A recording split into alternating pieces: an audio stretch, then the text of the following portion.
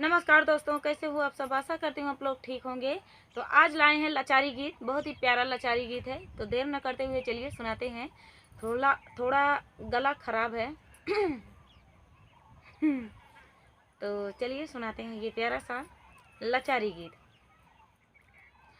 तू राजा गोर हमा काली बदरिया, तू राजा गोर हमा काली बदरिया, तू राजा गोर हमा काली बदरिया, तू राजा गोर हमा काली बदरिया। चला चली राजा वो हीरे फुलवरिया, चला चली राजा वो हीरे फुलवरिया। तू फुलवा तोड़िया हम भरबई डेलरिया, तू फुलवा तोड़िया हम भरबई डेलरिया। तू राजा गोर हम काली बदरिया, तू राजा गोर हम काली बदरिया, तू राजा गोर हम काली बदरिया। चला चली राजा वो हीरे पना घटावा, चला चली राजा ओ हीरे पना घटावा।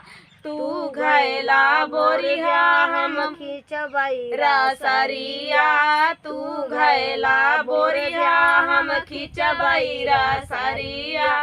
तू राजा गोर हम काली बदरिया, तू राजा गोर हम काली बदरिया।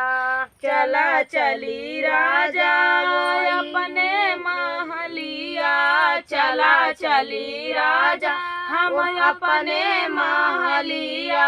तू घूमिहा महला हम देखबैया टरिया, तू राजा गोर हम काली बदरिया, तू राजा गोर हम काली बदरिया। चला चली राजा वो हीरे आटरिया, चला चली राजा वो अपने आटरिया। तू दसिया से जिया हम सुतबैया जरिया, तू दसिया से जिया हम सुतबई से जरिया, तू दसिया से जिया हम सुतबई से जरिया।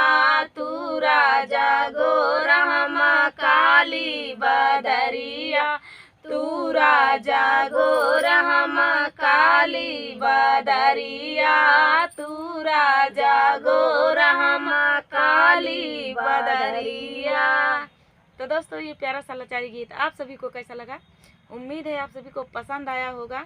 फुल वॉच करने के लिए धन्यवाद। मिलते हैं नेक्स्ट वीडियो में, तब तक के लिए जय। हमारा एक चैनल है रेखा विजय ऑफिशियल, उस पर व्यूज कम जाता है, आप लोग सपोर्ट कीजिए। और मिलते हैं नेक्स्ट वीडियो में, तब तक के लिए नमस्कार।